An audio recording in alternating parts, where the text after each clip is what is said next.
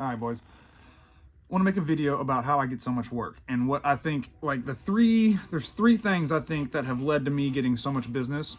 And I kind of want to tell you guys what it is, because people ask me a lot, like, how do you get this work? How can I get this work? And like, the three things are this. I think number one is I had a really long career before I started my business. I had a really good, fruitful career where I made a lot of connections and a lot of people knew me, and I had a really proven track record with a lot of people that mattered. So it was easy for me to reach out to people and say, hey man, I got my own thing. Give me an opportunity, to come bid some work. Or if you have anything messed up, call me. And just I took advantage of every opportunity I could. But that long career and knowing so many people and having such a good track record is for sure the number one thing that's led to my company having so much work right out the gate. Number two is the business climate in Texas, right? That's something I can't take for granted. That there's probably lots of dudes who could do, or lots of people who could do what I've done, or like even more successful than me, but maybe they even failed, even though they were better than me because they weren't in like such a friendly business climate, right? Like if you were in, like, I don't know, like California, New York, there's lots of states that just have like really, really aggressive like regulations, and they make it like those regulations keep you out. They keep a guy like me in this garage from entering this market, right? And I'm starting to get I'm literally starting to have like a certain percentage of the market share of medical build outs in DFW, which is crazy. I'm a high school dropout, I'm a dum-dum in a dirty garage with a fucking safety vest on for some reason. But so that Texas environment where there's so much work going on, because it's not just like me, the small businessman, that's like benefits from that like lower regulations. It's all the contractors, the builders, the businesses trying to expand. It's so much easier for them that they're able to do more, which puts at least more meat on the bone for me, right? So that is huge, and that's not anything I did. I just happened to. This is where I was born and live, and it's just a blessing. It's a privilege that I didn't earn, but I do reap the rewards of. So that's number two. Number three, I think, is the most important aspect of like why I get so much work, is a focus on the product. Like it's so easy to be focused on profit, or like future plans or a million other things, right? But if your main focus is selling a quality product, be it a service, be it your time, be it an actual product, whatever you're selling, it needs to be quality. It needs to be like worth buying. Like I had this issue with my nephew. He keeps talking about like wanting to have all this money, and I'm like, why? What are you going to do in exchange for this money? Why would people want to give you all this money, right? Like even if you like have like want to be like a fucking YouTuber or hip hop star, something, like you have to provide something. It's not like you just decide that and get millions. Like what's the value? What product are you selling that people would pay for, right? And so with my company, like I was in the field hard for till I had like 4 or 5, I was about to say years, my company's not even a year old, but like I was in the field hard at my company and on my tools until I had like 4 or 5 good lead men, right? And those lead men, even then when I got those guys, it took me a while to kind of like break everybody in to think the way I think and see things the way I see things. And like I've talked about it before, I systemize my jobs, right? It's like I use this type of hanger for this situation. I use this type of bracket for this situation. I use this material. I use this insulation, I use this supplier.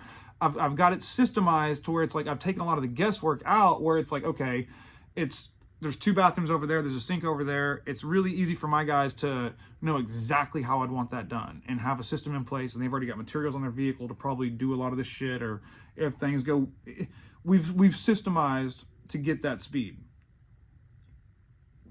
And like in not just the speed, but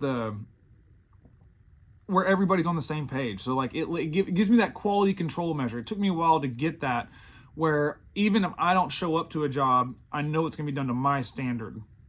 And I've seen a lot of companies that failed because of that, right? Like say the owner was good, probably a guy that's better than me, right? But he got like 1 or 2 guys and just kind of like went into like office mode, which you have to at a certain point, right? Like I slowly phased into office mode. Like it took me, it's like about like a month ago is when I kind of really fully got off my tools, about a month ago. And I had to slowly transition there whenever I had the checks in place to make sure the quality stayed good. But if you're one of those guys that gets a couple dudes and you're just like, man, my guys are idiots, they keep fucking up, and it's like, dude, you have to have a quality product or no one's going to keep buying it. right? So that's the biggest thing, I think. And I found that out. I talked about it before in a video called Brass Origins, company I was at, direct service. I really found that out there. All we spent in marketing was $120 on an app called Podium, which made it easier for us to get reviews at that point in time on Google. That's all we did. And like, I found out more than anything else that what got us the most work was just doing good work, because it didn't take long before, you know, I did a couple jobs for some lady and she told all her neighbors, and then, you know, one of the neighbors told a guy from the church, and then one of the guys at the church owned the bowling alley and he needed this done, and then that guy knew this guy, and it didn't take long at all before people would just, like, I would show up to their house, I would do such a good job. I've never been cheap. I feel like people think I'm like a cheap guy. No, I am not the cheap guy. I'm like, if Jared Williams type motherfucker is like $750, $800 to change a fill valve on a toilet, right? I'm $400. That's not cheap. It's expensive. But like, it's fair price. It's actually like, if you actually do the numbers, not Jared Williams fake fucking I got a douchebag beard math. If you do the real math, $420, $450 at most for like a little quick service call that's minimal material is fine money. It's plenty of money, right? And if you use that, and then you really make the money on bid work, changing sewer lines, the whole water line, repiping your house, you know, water heaters. That's where you make your money, not off the little ticky-tack service calls that take 10, 15 minutes. That's how you piss people off. And I figured that out, and I just did a great job, and I was able to get to where that company had 7 plumbers. And then we were doing primarily residential with some commercial mixed in. And well, the Whataburger was big for us. And then I got the apartment complexes later, which turned into huge shit. But I have found plenty of ways to get residential with just having a good product. Like, definitely don't be cheap, because if you're cheap, you can't do a good job. You have to be priced right. Like, you need to still be getting turned down about 20% of the time. About 20% of the time, your price needs to be too high, or you are too low. So, 3 things. Have a long career, know a lot of people, don't just walk into don't try to start a business that you're not a badass, a pro in. Number 2, that helped me is the regulatory environment of Texas. I can't help that. I didn't earn that. That was given to me. And then number 3 is the product. If you can do all those things, the shit should sell itself, right?